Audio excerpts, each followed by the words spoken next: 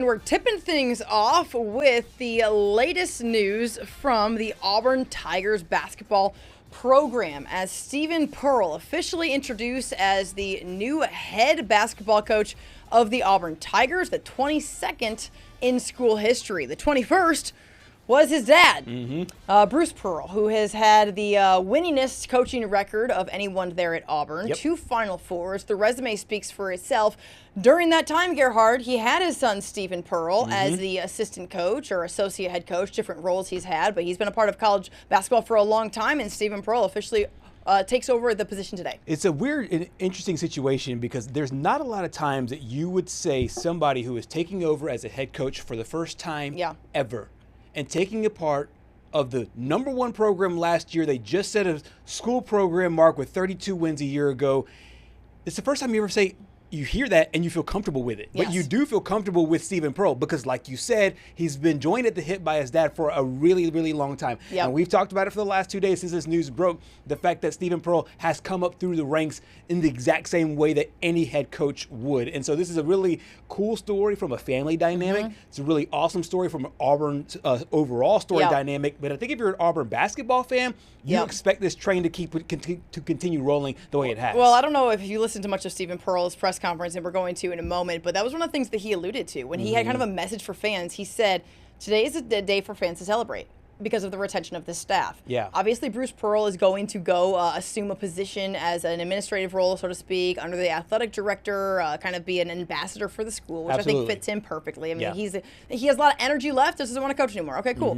But I think that Stephen Pearl, and you'll see in a moment, but he speaks so highly of the people that helped build that program, and that is the guys that are going to continue to be on that staff, and that is huge when it comes to retaining your current roster, because obviously the transfer portal situation after a coaching change, even if it is somebody with the same last name, and then just wanting to continue the similar streak of success that we have seen the Auburn Tigers in the last couple of years. So let's take a listen to a few minutes of Stephen Pearl's introductory press conference there today on the Plains. All right. There's only one way to get this thing started, and War Eagle. War Eagle. Thank you all for being here this morning. I wanted to start by thanking our president, Dr. Chris Roberts, our athletics director, John Cohen, our sport administrator, Janan Paul, the rest of John's executive staff, and the board of trustees for this once-in-a-lifetime opportunity to be the head coach of this prestigious program. It's an honor to lead this university and this program into the next chapter of Auburn basketball. I've been preparing for this moment my entire life. You know, the last 16 years, I've been in every aspect that is college basketball. I played at the University of Tennessee, not very well, but I did play at the University of Tennessee as a player, as a student athlete. And then I started my journey here at Auburn in 2014. I started out as an assistant strength coach under Damon Davis. I worked my way up to director of basketball operations, was then promoted to assistant coach, and then was promoted to associate head coach and our defensive coordinator. That journey has shaped how I lead, how I listen, and how I build. It's given me a front row seat to the principles of what have made this program so successful, and that perspective, I plan to carry them forward with purpose. Listen, I fully understand the weight of this opportunity. I embrace it with gratitude, humility, and resolve. I know it comes with a tremendous amount of responsibility, okay? It's a different level of expectation, and it's a gold standard that Bruce Pearl has brought to this fine institution and this fine basketball program. It's given me a front row seat, okay, and it's given me the perspective I need to carry him forward. I will go to work every single day with the focus and the determination to reward you all for allowing me the opportunity of a lifetime to lead this program. I am here to rise to the moment. There's going to be a lot of thank yous, all right, so bear with me, because I would not be sitting here if it weren't for so many people in and out of this room. I want to start by thanking my wife, Brittany. It takes a special woman to be a head coach's wife, to just be a coach's wife. It does take an even more special woman to be my wife. Thank you for making my life so easy. Thank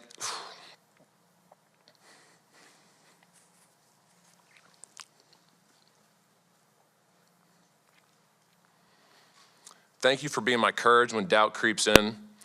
Thank you for making the hardest days feel like something we can conquer as long as we're together. But most importantly, thank you for being Lainey's mom. I love you, and I can't wait to continue this journey together. You think about life's greatest moments, all of us. What's made them more special? It's when you share them with family. It's when you share them with close friends. I'm so fortunate that I have my family in this room today. It's made this moment for me that much more special, and it's one I'll never forget. But I'm not only blessed with an incredible family, I have such an unbelievable network of friends, mentors. A lot of those are sitting in this room right now. In the 11 years that I've been at Auburn, I've been so blessed to create so many new friendships, so many new people that I look up to, and so many new mentors. I love each and every one of you, and I'm so excited that we get to continue this journey together. They told me I got to smile more, and I'm over here crying. BP, we have literally been together since day one. Literally. You and my beautiful mother, Kim, who made the trip down here from Knoxville. I love you very much, Mom. Thank you for being here. Welcomed me into the world in Iowa City, Iowa, and I've been a coach's kid ever since. Growing up, I was so lucky and fortunate, and coaches' kids get to do something that not a lot of people get to do. They get to go to work with their dads and do something really fun and really cool. I got to grow up watching him be in his element. I got to grow up in Evansville, Indiana, when he was at the University of Southern Indiana, and I would go to Pack Arena with him, and I would watch him with his shirt off, which I should have known that this was going to be a trend moving forward, lifting with the players in the weight room, out bench pressing a lot of his guys. You know, I watched his daily interactions with fans and treating them as if they were family. I watched him take and make phone calls almost daily to just complete strangers, cancer patients, just offering them encouragement and trying to give them another reason to fight, or people just going through any sort of hardship just to love on them a little bit. I watched him be involved in every aspect of his program, no matter how small the detail or how small the impact. I remember when we were at Milwaukee, very early in his tenure there, we left the Clochy Center, we went over to the student cafeteria, and I had no idea what we were doing. I'm like, all right, maybe we're going to have lunch. We walk in the building, and this lunatic gets up on a lunch table and starts screaming at the students, encouraging them to come to the Clochy Center to watch a basketball game. And obviously, famously at Tennessee, when he showed up with his shirt off and his chest painted for Coach Summit and the Lady Vols. I saw Coach Vickers here. Don't get any ideas, brother. That ain't happening. At the time, I thought this was normal. I thought this is what every head coach did. I thought it was the norm. I thought it was the standard. But quickly after getting into this profession, I realized something really quickly. It's what has made him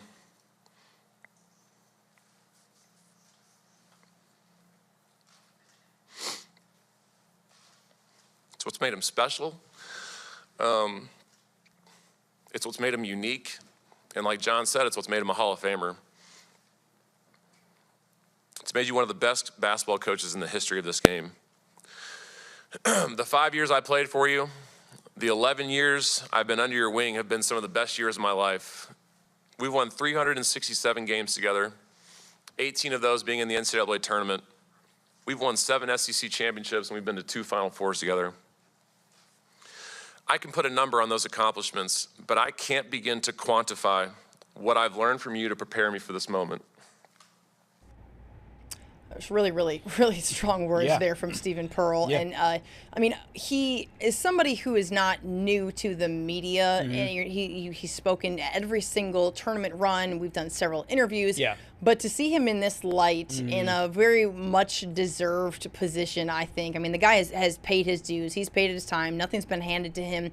And then to kind of pay it back by thanking his dad and talking about his wife. I mean, that to me, it was very touching, very, very well done. And what a really, really special day there on the Plains. We in the media, and every now and again, will, when it comes to these introductory press conferences, we do this silly thing, in my opinion, that is like win the press conference. You win the press conference. Yeah. And typically what it is, it's a really bad team you're taking over. You're trying to win over a fan base to make it right. This is a fan base that's used to winning, and he's doing two things. He's paying homage to his father, who, in my opinion, like he said, is a Hall of Famer.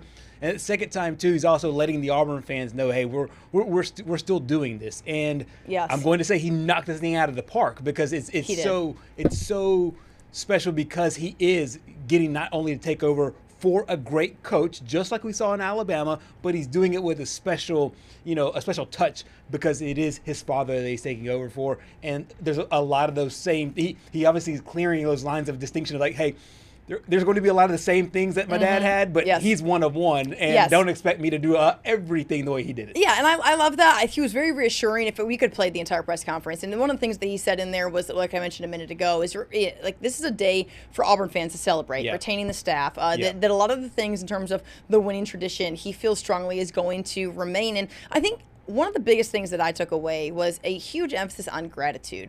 It was like, I think he feels like he has earned the right to be in that chair, while also making it known that he's really grateful to be in that chair too. He doesn't take lightly the responsibility that comes with taking over a program that's been to the Final Four twice in the last 6 years. I mean, like, I just looked down at the year to make sure I was right on that, because it's 2019 and this past season. Right. So there's been a huge history of success, but you hear 300 some wins and across their tenure together.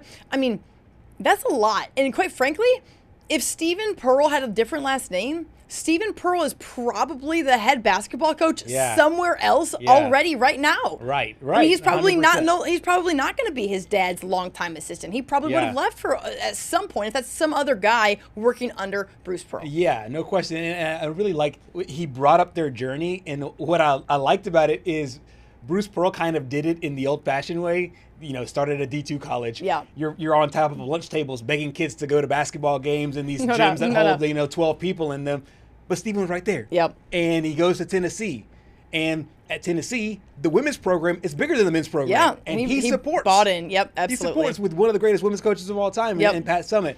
So it just feels like every step of the way, he's done it. He's been there. It's an unorthodox journey, but I think he deserves that seat just as much as he does. Yeah, Gerhard, yesterday you alluded to some of the guys that have played under Stephen Pearl, that have developed under Stephen Pearl. He was the defensive coordinator, so to speak. I think in basketball, I didn't really think about it like that, because it's just a game that is so fluid. But we're going to find out really, really quickly kind of what Auburn basketball looks like under Stephen Pearl. I don't think it's going to look much different. However, when you're in the chair, you got to make the calls. You have to decide when to take time out. You got to decide, how you're going to defend a guy. You have to do the game prep and all of that. Obviously, he's watched that for a long time, and he probably had a huge hand, even bigger than what we can even discuss. No question. How big of a hand he had in that. At the end of the day, Bruce Pearl commanded something out of players that it's going to take just some time, because right now you have guys who are freshmen to seniors that played under your dad and played under you. But you're going to have to go now taking that, be the head recruiter, meaning as the head coach. Right. Be the guy who now is kind of, hey, all right, this is my program, put your stamp on that program. And they're going to find out really, really quickly just how good it can be. Because if you look at this game slate in terms of some of the notable games for Auburn going into this year, look at that first one. Woo, wow. I mean, well, actually, look at all of them. Yes, I mean, but look at the first one. And then Michigan. Then Purdue doesn't get, and then you go into the SEC slate. That is a gauntlet right there to start out the season, but you nailed it. I mean, like, he now has to wear a kind of different hat where, yes, off the court, he is Mr. Recruiter guy. Yeah. But then when you get on the court, if it's the under 16 timeout and your star guy has got two fouls, you take him out, do you leave him in? Like, it's all those smaller things that he's going to have to manage. It's going to be really, really interesting to see how he does that from now going from the assistant coach's role to the head coach's role. Yeah, I mean, honestly, it's like no different than the three of us sitting at this table. We all have a different role. Yep. And when one of us isn't here and I'm trying to be Patrick, well, we've seen how that goes. I mean, it's certainly something. And when y'all try to be me, well, throw in the towel. I'm just kidding. But the point remains, when you have to go do, we all see each other do it all day, and we mesh together so well, and it's a fun show to do. And that coaching staff, they meshed together. They knew who was going to be doing what, how to game prep what, who watches this. I mean, playing college basketball, you sit there and you know who is sitting there talking about the scout, who is handling the people inside. And men's basketball is slightly different, but the roles change, the dynamics change. I mean, is it going to be perfect right off the bat? Probably not. No, probably not. But the thing is about college basketball, it's super forgiving. Like, you can lose 10 games and still make the conference tournament. And once you're in the field of 68, it's win 6 games or win 7 games. So it is more forgiving. So it's not as much of a microscope on each and every game. But I do think that they will take this challenge kind of head on as you move forward. Yeah, and I mean, when you look at some of the coaching turnover, guys like Roy Williams stepping down, Jim Boeheim stepping down. The first year hasn't been great, and when you look at Syracuse, Red Autry, he hasn't really had a great start to his tenure at all. It's hard to do, But I think it helps in Auburn's case that Stephen is a Pearl. Oh, yeah. So he knows exactly what Bruce wants. He knows exactly how he ran the program. And I mean, it's a little different when you hire an assistant that isn't your son. They may know the program, but they're not your son. Yeah. So there's that added benefit in it. Yeah, like Stephen Pearl said, I've been with you since day one, literally. So, and he has. He balanced the funny and the just gratefulness and the determination of what this job is going to be really, really nicely. Right, absolutely. And I think for a lot of people who will just, I think it's a very lazy argument to just throw out nenepotism out there. It's like, oh, well, if he's I don't think that. I don't do that at all. Yeah. And I hope that's not the national thought point, because to me it is a little ridiculous to have that. But to me, the way I compare it is to what Duke did with John Shire and Coach K. Yeah. Coach K leaves, he picks a player who'd been with them side by side, and then John Shire goes in and takes over that program. Obviously had a great year last year. Yeah. I think this is more similar to that than just somebody being handed something. And like I said, we're in it because we're in the state of Alabama, so obviously we know it, and we know Stephen Pearl. You know Stephen Pearl personally, But and I hope that becomes the overall reigning narrative. Sometimes it just takes wins and losses in order to get there, but that's just my hope for college basketball. And one thing I think that this speaks to is that when a guy gets an opportunity, or a female, or whoever, they also throw out some quotes from other people that are in similar situations. And one that was notable to me was Todd Golden, who had a really, really nice quote about Stephen Pearl and his impact. They're not only their friendship, which honestly they both just look alike. Like, the eye test wise, they're young. They both wear skinny jeans. Whatever. There's a lot of things that right now is very relatable to college basketball players, and so that helps you win. I mean, Todd Golden just cut down nets, so I just think he kind of signed off on him, and I think that certainly helps, especially given the fact that it's in the Southeastern Conference. And those two guys that kind of they hit the grindstone together. They were under Bruce Pearl, so they were doing all the dirty jobs and all the stuff that you don't see. Yeah. With all those college basketball coaches, like sweeping floors and stuff. Yes. Something that coaches do that you don't actually know that you actually got to do. And Todd Golden had to do that being under Bruce Pearl. Stephen Pearl had to do that being under Bruce Pearl. So they had to go through it together. And so for a championship coach who now has minted himself as one of the great ones in the country, and Todd Golden to give that stamp of approval to Stephen Pearl, I hope is just another vote of confidence in a good way for the new Auburn basketball coach. Yeah, guys.